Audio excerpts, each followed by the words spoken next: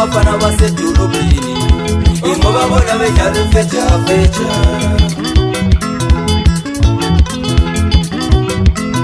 Umoya wabo buhlungu mina ngalaba abafana basedolobheni ingoba bona bedlala fecha fecha.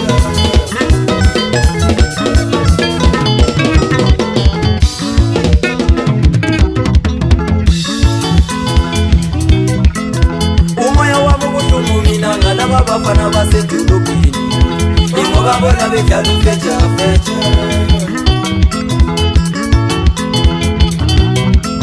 Umoya wabo buhlungu mina ngalaba abafana basedolobheni ingoba bona bedlala fecha fecha.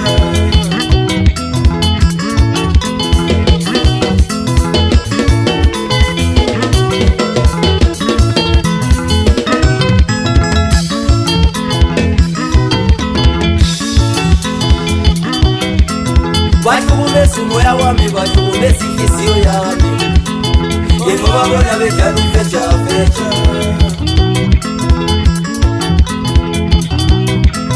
Bashubumesa umoya wami, bashubumesa inhliziyo yami ingoba bona bedlala fecha fecha.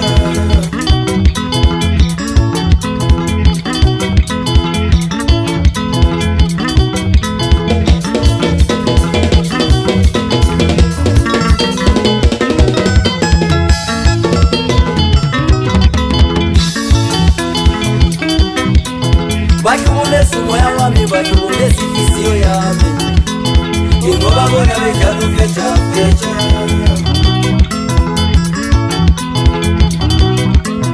Bashubumesa umoya wami, bashubumesa inhliziyo yami ingoba bona bedlala fecha fecha. Phakathi sapha khuluma nabo Saro. Asisinanzeleleni lesisigebenga sibobulawayo. Asisinanzeleleni lesisigebenga sibobulawayo. Asisinanzeleleni lesisigebenga sibobulawayo.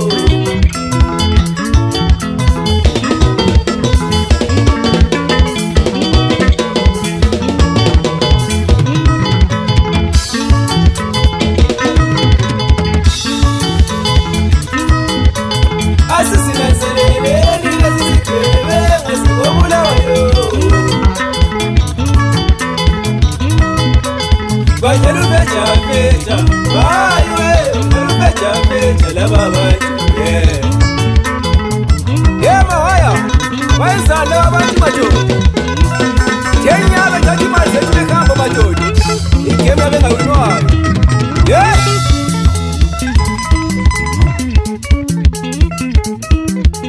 Bashubumesa umoya wami mina, bashubumesa umoya wami mama. Bashubumesa umoya wami mina, bashubumesa umoya wami mama.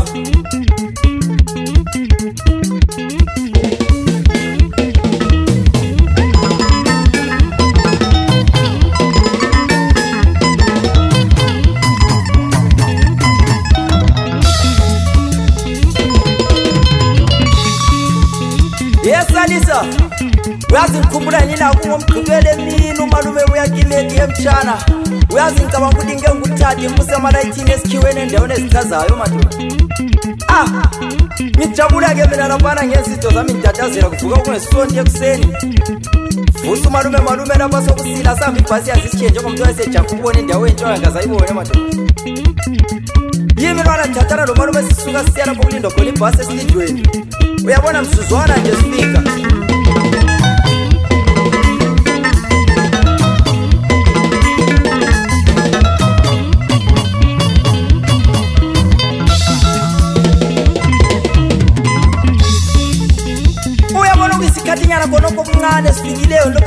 lalele ibithuthi ibhasi befika mina sengitatazela njengomuntu oyejakuke endaweni angazafike kiyo dope isikhwama ngena phakathi mangena phakathi fika ngihlala phansi mahlala phansi malume yalandela umfuthi hayi ntshana uyazifunga baba isiphukuphuku mani kusukuma uhlala ezitulweni le ibhasi uyahlala lapho ufuna khona naso kuyakhala sengimangala phela ngithuthele izitolo ezinye eziningi kakhulu ngithi kanti malume izitolo lezi abaziningi kangaka lapho kwenze njani uthi hayi ntshana lapha yikomobeni lapho kulamabhizinisi amakhulukhulu ngiyavuma-ke nasi ibhasi yakhala mayi isathi iyajika nje ngale kwezitolo ibe ngimangaza ukuthi sengithola umgwaqo otshileyo omnyama juju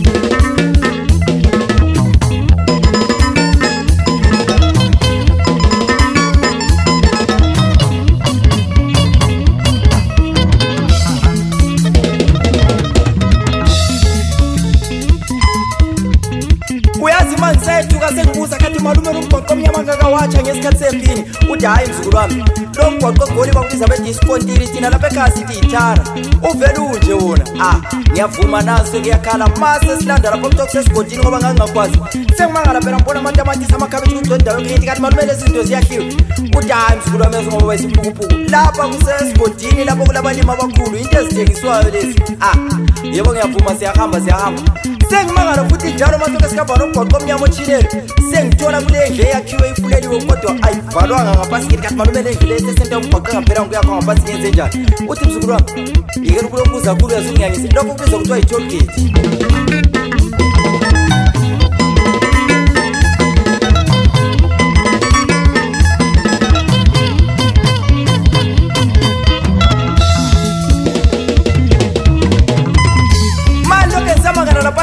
manje malume i-toll gate ngikuyini kona lokho sukhuluma ngakho ngoba leli bana ngilazi mina uthi hayi leyo umgwaqo ade utsho ukuthi utshile semuva le ngesikhathi sembi zidlula zibhadala khona ukuhamba khona lumgwaqo yebo-ke siyakuhamba mase sahamba nyana sanda kudlelela phana siyakhona sengiyethuswa phela ukuthi sengithola amapholisa afaka amadrama emgwaqweni into yangaze ngiyibone ngithi malume kwenzekalani lapho uthi thula khulumela phansi kulo mpolisa okuthiwa ngunjenje uzakotho naso kuyakhala ibhasi sithi masi sahamba laphana ngiyabona sisasekhatshana le kulezinto ezinde awo siyasondela masondela sesingena kobulawa siyamangaliswa yilezi izigodo ezilithanga ngithi kanti malume lezi izigodo kwenzakalani la ngoba nazi ziyalayitha okunye kuluhlaza okunye kulubovu okunye kulithanga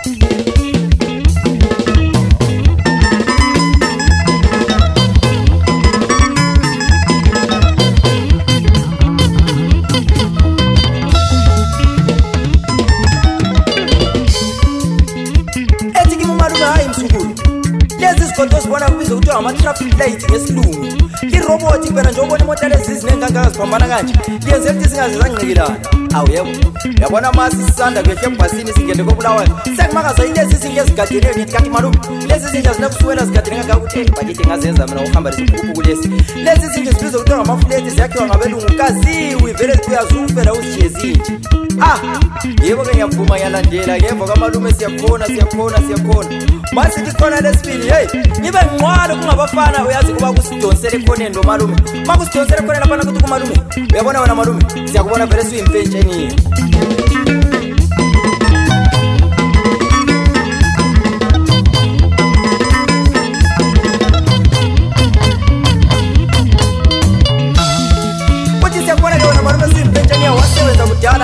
lapha silokunye kungidlalonyana okumele sitshengise khona malume kodwa kungumsebenzi ungahle umnothe phezu kwakho umalume endini bafana ukuthi singenisa phana phakathi kwezindlu lezade into ezizakuwo fika kukhipha isivalo ezingufolo kulibholo ngayilihlo lenhlanzi fika laphana umfana kuyafaka ngaphansi kuyadlalisa umalume uthi wena mfana ngathi wenzani lapha kuthi hayi malume lapha mfuka ukwenzela into elula ma ngisamangele laphana kuyaphinda umfana kuyadlalisa zwana kube yes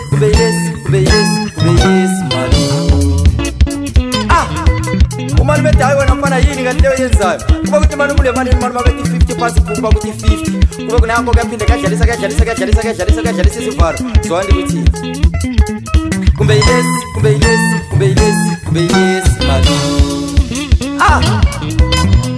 ngoba mina umalume ngangimthemba nango umalume fika jwama isivalo mayithi jwama ethola nanti ibhora ngaphansi heyi kanti asibuzanga ngelangeni umalume amephakamisa imali esengimthemba umalume umfana kuba kuthi 100 umalume 100 umfana kuthi 200 umalume 200 amavele ejuice uthini kimi wena yeyi ma ngithi ngiyabala imali yokuthola monke imali siyi-2000 phansi bengithula mina sengikhanyeleke kade singiyamthemba umalume ngiyamazi ukuthi vele nzima nanko umfana kuyakhuluma zwana Sekejalo fecha fecha malume. Sekejalo fecha fecha malume. Sekejalo fecha fecha malume. Sekejalo fecha fecha malume. Sekejalo fecha fecha malume. Sekejalo fecha fecha malume. Yelele karu fecha fecha malume. Yelele karu fecha fecha malume. Yelele karu fecha fecha malume. Ayuena malume, ayuena malume. Umalume nawe uyakhuluma ukuthi zwana mthatha. Mina into zokudlalisa into esingaqedakala ngizifuna. Zwana. Sekejalo fecha fecha malume. Sekejalo fecha fecha malume. Sekejalo fecha fecha malume. Sekejalo fecha fecha malume. Sekejalo fecha fecha malume. Yelele karu fecha fecha malume. Yelele karu fecha fecha malume. Ayuena malume, ayuena malume. Ayuena malume, ayuena malume.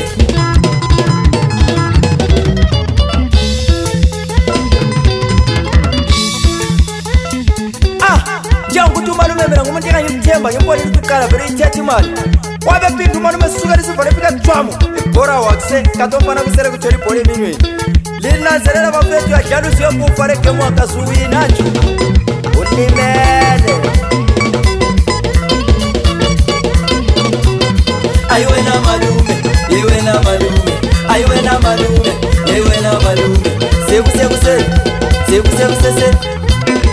Yeah, RezaJazzera.com. Via maraba. Yabona manje wafana. Yes, I'm Joseph Chokers. Shaki.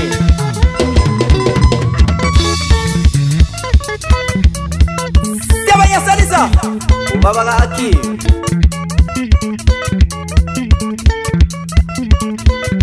Ubakhumbuze mfakazi mfowethu ukuthi yabona mawe dlalela koBulawayo baqaphela abafana. Yethalaza. Alabantu